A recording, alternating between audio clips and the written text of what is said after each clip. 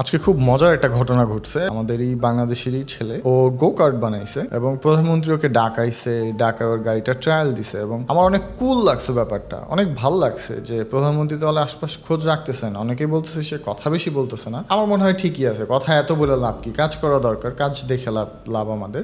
ছাত্র দল ঢাকা শাহবাগ থানার সামনে খুব ভালো মতো মারামারি করছে, দুজনকে মারছেন, তারা ভালো মতো আহত হয়েছে, খুব বাজেভাবে মারছে, সাংবাদিকদেরও মারছে। পরে ওনাদের ছাত্র দলের সভাপতি যিনি আছেন সে এসে পুরো ব্যাপারটাকে দেখছেন, কথাবার্তা বলছেন, পাল্টাপাল্টি অনেক কিছুই কথাবার্তা হচ্ছে। কিন্তু এটা খুবই নেক্কারজনক একটা কাজ। ছাত্র দলের যদি ছাত্র লীগ হওয়ার অনেক ইচ্ছা থাকে, সো তারা এই টাইপের কাজ করতে লাগুক, আর জনগণ দেখবে বাকিটুকু কি করা হয়েছে ছাত্রলীগের সাথে এবং তাদের সাথে কি করা হবে।